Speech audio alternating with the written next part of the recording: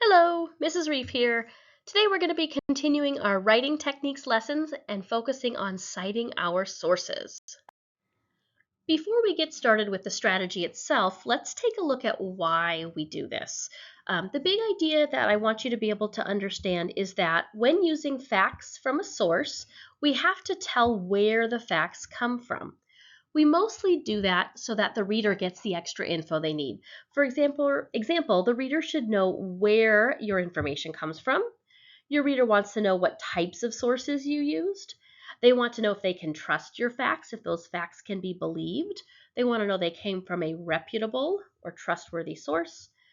And then also, we want to make sure that the writer or researcher of the articles that you used gets credit for their work. So all of this stuff, explaining where it comes from, showing that our sources are reputable, all of these things we call citing your sources. So whenever you hear that term, cite your sources, they really just mean tell me where you got your information from.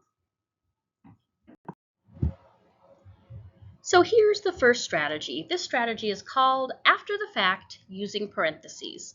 So I'm going to first tell my fact, and then I'm going to tell the source using parentheses. And it has 3 simple steps. Step 1 is you're going to write the fact in your own words. Step 2, after the fact, you're going to put the source number, or you can put the title, in parentheses at the end of the fact. And then step 3 is just to end that sentence with punctuation. So let's look at some examples. Over here, I have sort of an example of a paragraph planner. I have the topic sentence I want to teach, and I have my 3 key details that I've pulled from my sources. So let's look at how we would write those different key details and cite the sources. The first key detail that I want to teach is that polar bears have hollow fur in order to trap air. So first, I'm going to write that fact in my own words.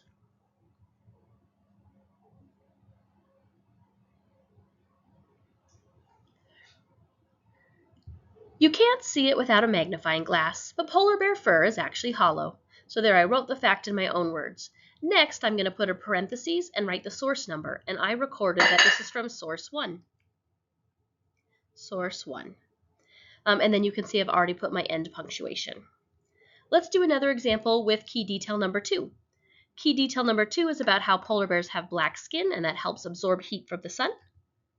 So I'm going to put it in my own words.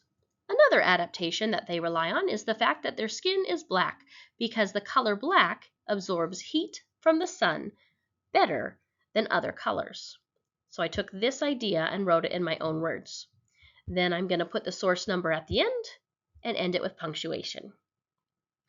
All right, and then this third one is about how they have a layer of fat under their skin, so I'm going to write it in my own words. Finally, underneath their skin is a layer of fat that acts like a blanket to help them hold in their heat. Then I'm going to come over here and put the source number or title underneath. And this one came from source 2, and again, end with punctuation. So these are how I could take each of my key details and write them and cite the sources at the end using parentheses. Now let's take a look at what that would look like in a sentence or in a paragraph.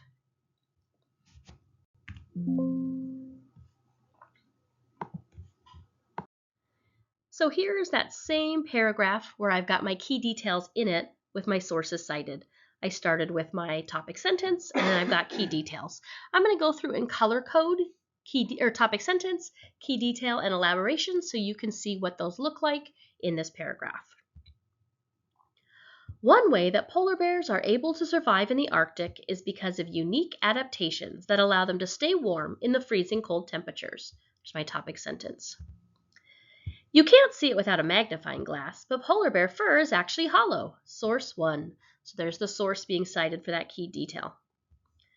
This hollow fur traps air heated by the polar bear's body close to it, which keeps the cold air away from them. That's my reasoning.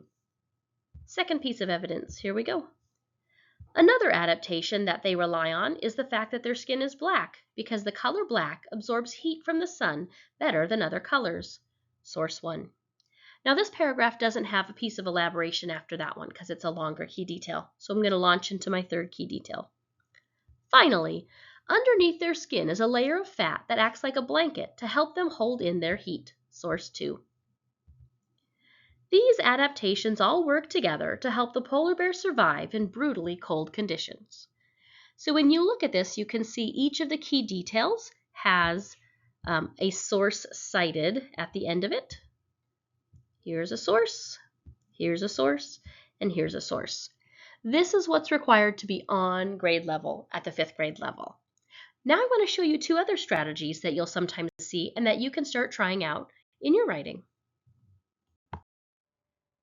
If you're looking for additional techniques for citing your sources because you would like to level up your writing, check out my video on advanced writing techniques. This one will give additional ways to cite your sources beyond just putting your source at the end with parentheses.